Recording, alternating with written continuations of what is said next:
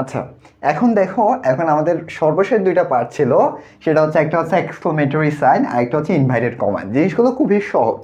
একটু দেখো, বক্তার হুবহু যখন তাদের উক্তিটা যখন তুলে দেওয়া হবে, যে বিষয়টা আমরা ন্যারেশনের ক্ষেত্রে করেছিলাম, সে ন্যারেশনের ক্ষেত্রে আমরা কি দিয়ে থাকি? ইনভাইটেড কমা দিয়ে থাকি। এই যে দেখো, রহিম সেইট আমরা অলরেডি পড়েছিলাম। এই যে ইনভাইটেড কমার আগে একটা কমা বসলো, আর যে বক্তার কথা যখন সরাসরি তুলে দেওয়া হবে, সে সরাসরি তুলে দেওয়ার ক্ষেত্রে তোমাকে ইনভাইটেড কমা ইউজ করতে হবে। কিন্তু তোমার যে পরীক্ষা যে তোমাকে পাঞ্চুয়েশন বা ক্যাপিটালাইজেশনটা দেওয়া হবে, সেখানে সবচেয়ে বেশি যে বিষয়টা থাকবে সেটা হচ্ছে ইনভাইটেড কমা। এটা তোমাদের সবচেয়ে বেশি মাথায় রাখতে হবে যখন তোমরা এক্সারসাইজ করবে। এরপর হচ্ছে সেন্টেন্সের কোনো ওয়ার্ডে জোর দেওয়া বোঝায়, যেমন আই নিড নাথিং, আমার কিছু প্রয়োজন নেই। তাহলে তোমার কি প্রয়োজন? But English grammar. এই যে কখনো কোনো বক্তার যখন কোনো কথাকে জোর দেওয়া হবে, সেক্ষেত্রে আমরা কি ইউজ করতে পারি? একটা ইনভাইটেড কমা ইউজ করতে পারি। তাহলে আমরা ইনভাইটেড কমাটা বুঝে গেলাম। তাহলে এখন সর্বশেষ পার্টটা কি আসলো? সর্বশেষ পার্টটা হচ্ছে কি? Exclamatory sign. এক্সক্লেমেটরি সাইনটা আমরা বুঝি যেটা দ্বারা কোনো কিছু আবেগ, উচ্ছ্বাস বা কোনো কিছু কষ্ট, এই ধরনের কিছু ক্ষেত্রে আমরা ইউজ করে থাকি। যেমন দেখো, what a picture it is, তাহলে আমি খুব আনন্দ পেয়েছি। What is a picture it is, what is the beauty of it is, এই ধরনের যখন কথা বলবো, সে কথাগুলোর ক্ষেত্রে আমরা কি ইউজ করতে পারি? একটা এক্সক্লেমেটরি সাইন। যদি তোমরা নিচে দেখতেছো না, আমি উপরে জিনিসগুলো লিখতেছি। এরপর দেখো, যেমন আমরা বলি ইস, অথবা আমরা বলি ওয়াও, অথবা আমরা বলি হো, অথবা ওয়াও। এই যে শব্দগুলো দেখি, এই শব্দগুলোর পরে আমরা কি ইউজ করে থাকি? Exclamatory sign. তাহলে আশা করি তোমরা জিনিসটা বুঝতে পেরেছো, আমরা কোথায় ফুল স্টপ ইউজ করি, কোথায় হচ্ছে কমা ইউজ করি, ইন্টারোগেটিভ সাইন কোথায় ইউজ করি, এক্সক্লেমেটরি সাইন কোথায় ইউজ করি, এরপর হচ্ছে ইনভাইটেড কমা কোথায় ইউজ করি। তাহলে আমরা অলরেডি জেনে গেলাম সেটা হচ্ছে পাঞ্চুয়েশনটা আমরা কিভাবে ইউজ করতে হয়। এখন আমরা দেখবো আমাদের ক্যাপিটালাইজেশন। আমরা পাঞ্চুয়েশনটা পড়ে পেলাম, এখন হচ্ছে ক্যাপিটালাইজেশন।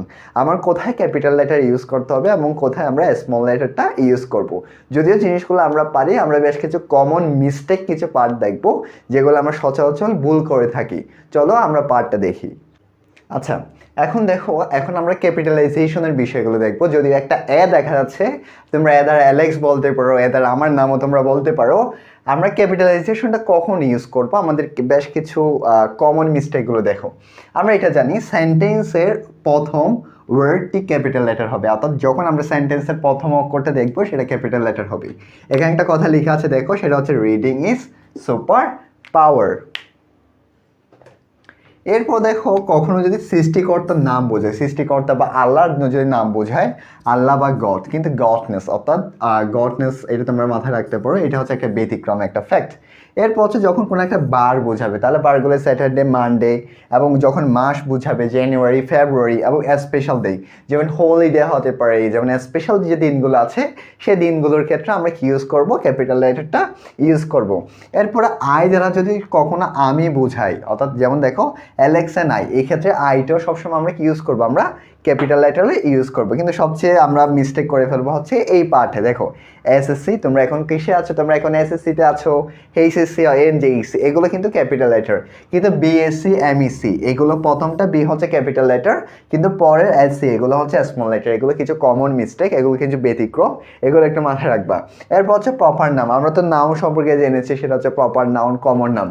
যখন কোনো একটা প্রপার নাউন বোঝাবে, অর্থাৎ যেটা তারা আসলে অনেক কিছু, যেমন ঢাকা, এই যে নাউনগুলো, ফ্যাক্টগুলো আছে, সেগুলোর ক্ষেত্রে আমরা সাধারণত কি ইউজ করব? ক্যাপিটাল লেটার ইউজ করব। সো কথা বলতে বলতে আমাদের পুরো লেসনটা শেষ হতে চলেছে। অলরেডি আমরা বেশ কিছু পার্ট তোমাদের জন্য সিরিজ তৈরি করে ফেলেছি। সেই সিরিজগুলো হচ্ছে আমাদের ট্যাগ কোয়েশনের উপর ফুল সিরিজ আছে, যেখানে তোমার এক্সারসাইজ সহ আমাদের পাওয়ার পয়েন্ট প্রেজেন্টেশনস বা আমাদের যে ডিজিটাল বোর্ডের যে প্রেজেন্টেশন আছে, সে প্রেজেন্টেশনের মাধ্যমে আমি জিনিসগুলো উপস্থাপন করার জন্য ট্রাই করেছি। এরপর আমাদের রাইট ফর্মে ভার্বের ফুল সিরিজ হয়ে গেল, এবং আজকে যে সিরিজটা হলো সেটা হচ্ছে তোমার ক্যাপিটাল পাঞ্চুয়েশন এবং ক্যাপিটালাইজেশন। এবং আমরা পরবর্তীতে আমরা ডিজিটাল বোর্ডে বা আমরা আমাদের যে বোর্ড আছে হোয়াইট বোর্ডে, সেখানে আমরা প্র্যাকটিসগুলো নিয়ে আরও কাজ করব। এই ছাড়া তোমাদের সাফিক্স এবং প্রিফিক্সের উপরে বেশ কিছু কন্টেন্ট আছে। আশা করি আমাদের অলরেডি যে ভিডিওগুলো আছে, সেই ভিডিওগুলো তোমরা আমাদের ইউটিউব চ্যানেলের প্লে লিস্টে অ্যাভেলেবেল থাকবে। তোমরা তোমাদের সময় অনুসারে খাতা কলম নিয়ে বসে তোমরা ভিডিওগুলো দেখে আসতে পারো, কিন্তু একটা জিনিস মাথায় রাখতে হবে, সেটা হচ্ছে কনসিস্টেন্সিগুলো মেনটেন করতে হবে। তোমরা যদি কনসিস্টেন্সি মেনটেন করতে না পারো, তাহলে তোমরা একটা ভালো রেজাল্ট তোমরা করতে পারবে না। So be careful to maintain the consistency. So আজকে এতটুকু পর্যন্ত। So thank for the stay with us and keep learning and keep exploring your own of quality of the English. So thank you.